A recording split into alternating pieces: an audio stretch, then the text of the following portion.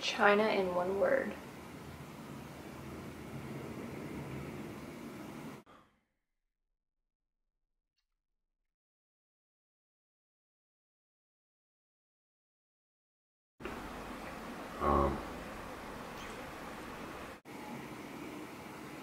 Just one word?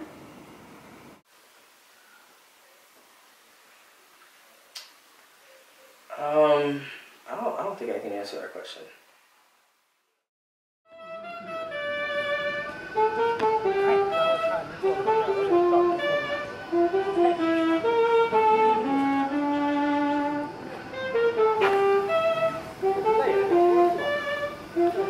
I don't know. I couldn't say, but you know what comes to mind is there was this joke floating around the Chinese internet for a while, and it was, if the world is a video game, China would be the hardest level.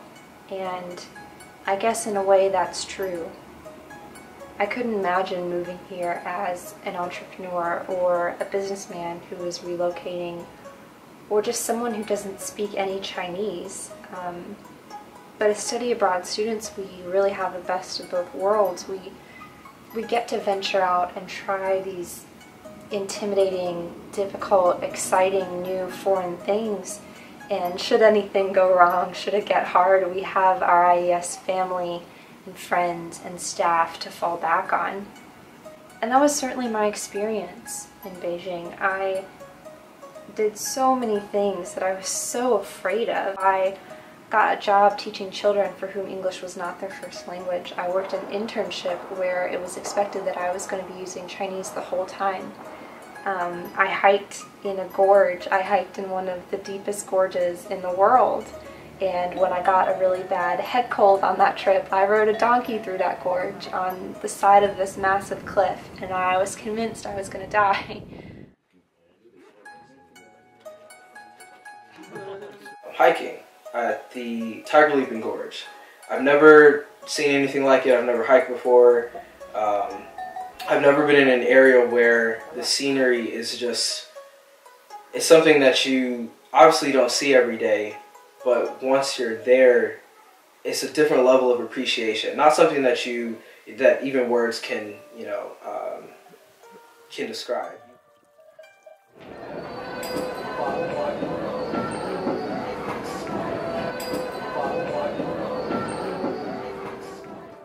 Before I came and studied abroad in Beijing, I learned a lot in books about, China and international politics, and I didn't really understand the human face that existed beneath all this. It was really just completely what I've learned in books, and studying abroad in China has allowed me to experience and get more in touch with the fact that beneath all these press releases and policies and environmental concerns that are posed by China's rise in the world, there's a very distinct human element to that.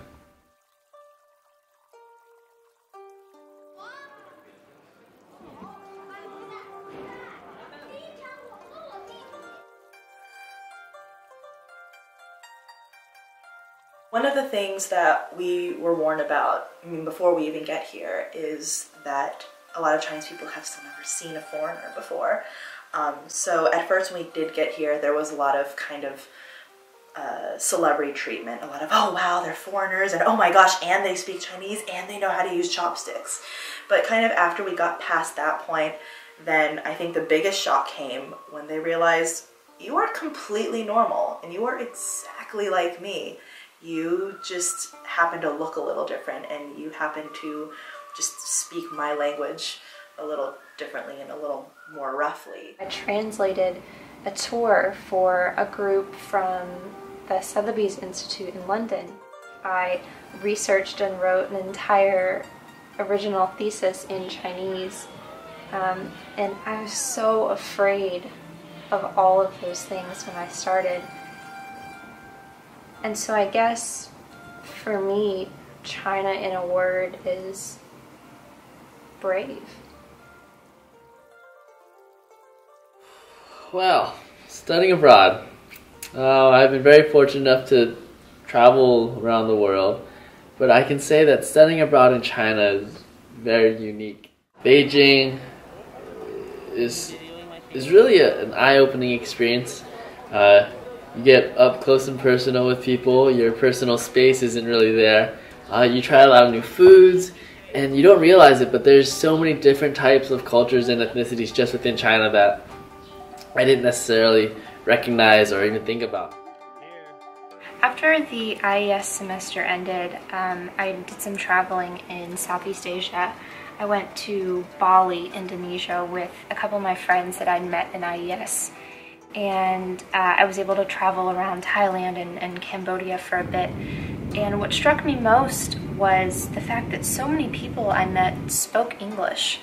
And after having been in Beijing for 4 months, that was very jarring, because in trying to explain Beijing to someone who's not been there, what you have to keep in mind is that even though Beijing is the capital of a country that has one of the world's strongest economies, up until 1978, up until the economic reform and opening up, China was essentially closed off to most of the world. And so even visiting now in Beijing, in the capital city, you're very hard-pressed to find someone over the age of 25 or so that can speak good English. And that is a result of the country being closed off until the early 80s. And so what I found is that at IES, you sort of form this immediate camaraderie with your fellow students and with the staff and with the teachers, because you kind of need these new friends and this new family that you've made to be able to survive and to thrive in a place like Beijing. And that's not to say that Beijing is a miserable place, because I had the absolute time of my life. But I think most students who were in my program would admit that it's a difficult place when you first get there. But one of the biggest things, one of the most important things that I will take away from my semester in Beijing was just the incredible friendships that I made in such a short amount of time. And I think I speak for everyone when I say that, because we all became so close. We really did feel like a family, and it felt like saying goodbye to family members when I had to leave. 一生朋友你会懂，还有伤，还有痛，还要走，还有我。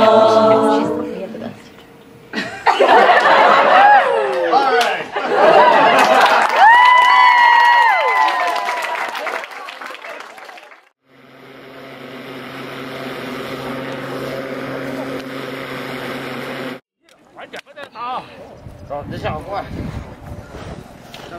快点，找事上，这怎么？I want to eat that so bad.